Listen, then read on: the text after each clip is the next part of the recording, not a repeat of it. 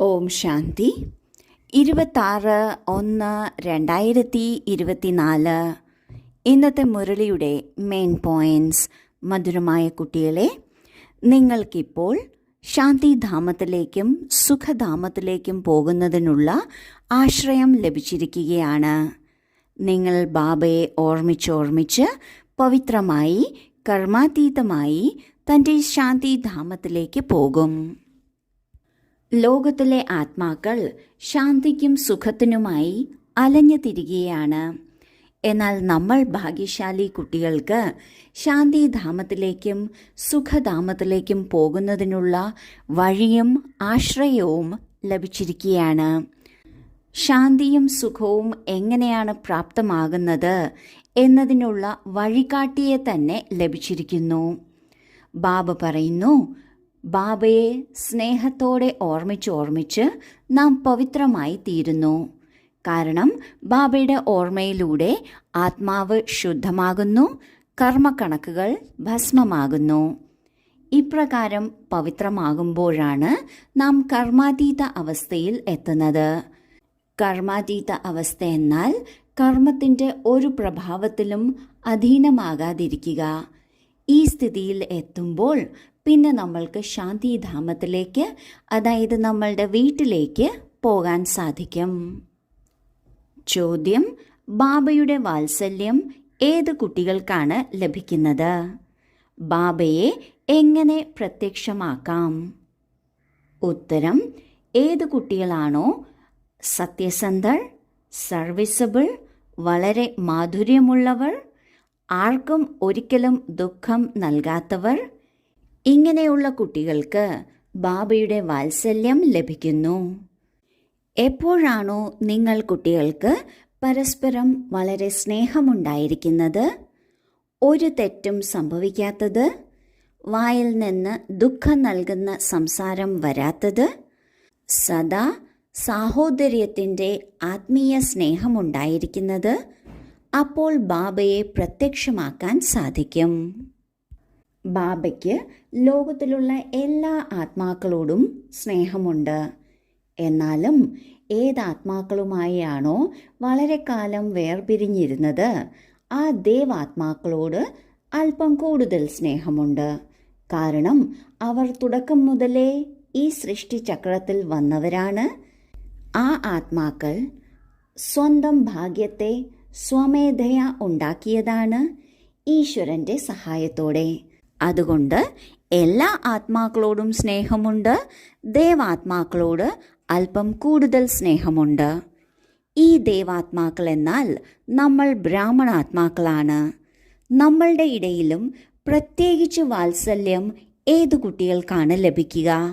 ബാബ പറയുന്നു, ആരാണോ ബാബയോട് സത്യസന്ധമായിരിക്കുന്നത്, ആരാണോ സർവീസബിൾ ആയിട്ടുള്ളത്, ആർക്കാണോ മാധുര്യമുള്ളത്, ആരാണോ ഒരിക്കലും ആർക്കും ദുഃഖം കൊടുക്കാത്തത്, ഇങ്ങനെയുള്ള കുട്ടികൾക്കാണ് ബാബയുടെ സ്നേഹം, വാത്സല്യം ലഭിക്കുന്നത്.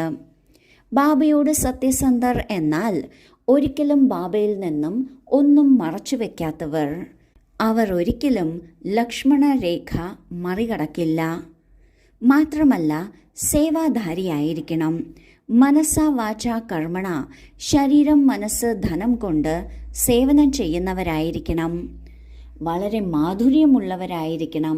അതായത് ആരെക്കുറിച്ചും ഒരു കുറ്റമോ കുറവോ മനസ്സിൽ വച്ചിരിക്കാത്തവരാണ്. അതിനോടൊപ്പം ആർക്കും ഒരിക്കലും ദുഃഖം നൽകാത്തവരുമാണ്. അങ്ങനെയുള്ളവർക്ക് ബാബയുടെ സ്പെഷ്യൽ വാത്സല്യം ലഭിക്കുന്നു. ഒപ്പം ബാബ ചോദിക്കുകയാണ്, ആർക്കാണ് ബാബയെ ഈ ലോകത്തിൽ പ്രത്യക്ഷപ്പെടുത്താൻ സാധിക്കുന്നത്? കാരണം ബാബയെ പ്രത്യക്ഷപ്പെടുത്തിയാൽ മാത്രമേ, ബാബയെ ലോകത്തിലുള്ള എല്ലാവർക്കും പരിചയപ്പെടുത്തി കൊടുത്താൽ മാത്രമേ ലോകത്തിലുള്ളവർക്ക് മുക്തിയുടെയും ജീവൻ മുക്തിയുടെയും സമ്പത്ത് ലഭിക്കുകയുള്ളൂ. ബാബയെ പ്രത്യക്ഷമാക്കാൻ സാധിക്കുന്നതിന് കുട്ടികളുടെ ഇടയിൽ വളരെ വളരെ ആത്മീയ സ്നേഹം ആവശ്യമാണ്. തെറ്റുകൾ സംഭവിക്കരുത്.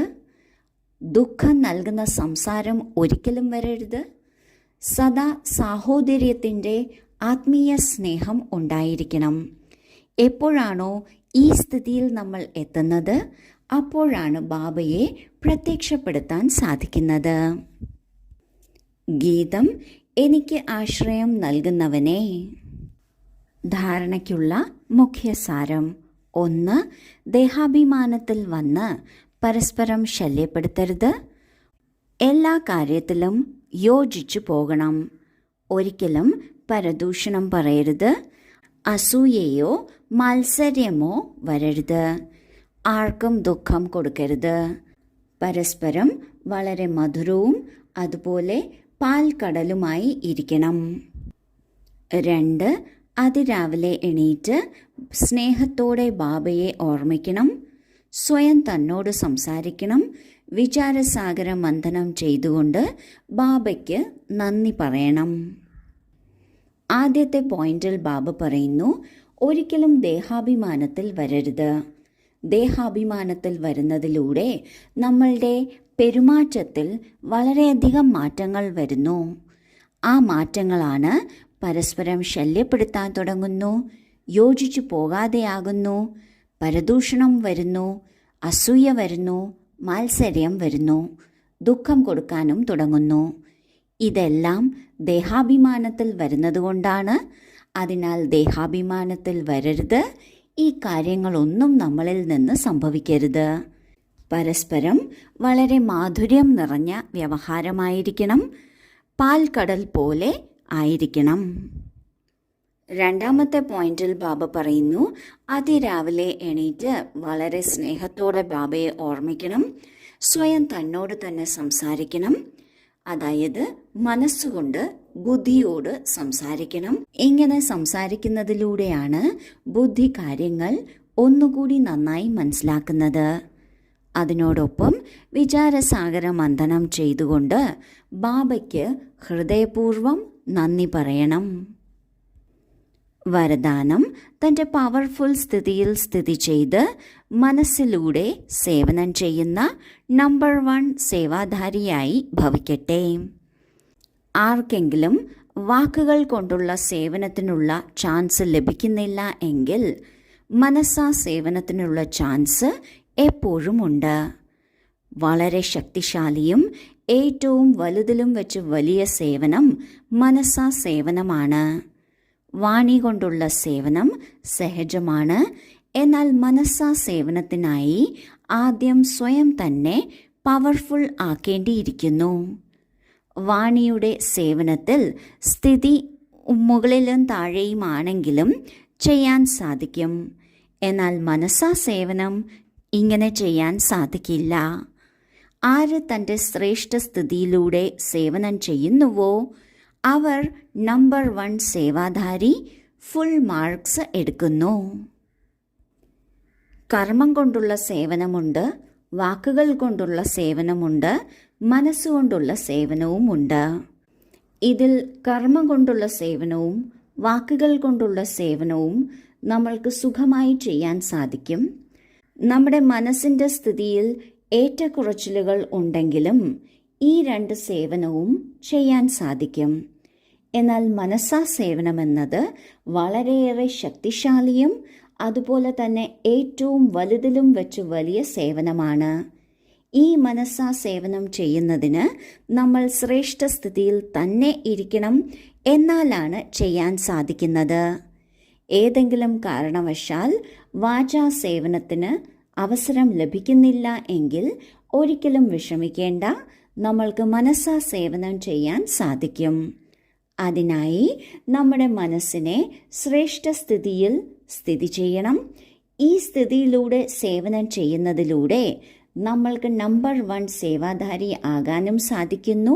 ഫുൾ മാർക്സും ലഭിക്കുന്നു. സ്ലോഗൻ: ലൗകിക കാര്യം ചെയ്തുകൊണ്ടും അലൗകികത അനുഭവിക്കുന്നതിനെയാണ് സമർപ്പണമാകുക എന്ന് പറയുന്നത്. അലൗകികത എന്നാൽ പരിധിയില്ലാത്തത് എന്നും അർത്ഥമുണ്ട്. ആത്മാവിൻ്റെ ഉന്നതിക്കായി ചെയ്യുന്നത് എന്നും അർത്ഥമുണ്ട്. നാം ലൗകിക സേവനം ചെയ്യുകയാണെങ്കിലും നമ്മുടെ മനസ്സിൻ്റെ സ്ഥിതി പരിധിയില്ലാത്തതാണ്. ആത്മീയ സ്ഥിതിയിലിരുന്നാണ് ചെയ്യുന്നത് എങ്കിൽ ആ ലൗകിക കാര്യം ചെയ്യുമ്പോഴും അലൗകികത അനുഭവപ്പെടും. ഇതിന് തന്നെയാണ് സമർപ്പണം എന്ന് പറയുന്നത്. ഓം ശാന്തി.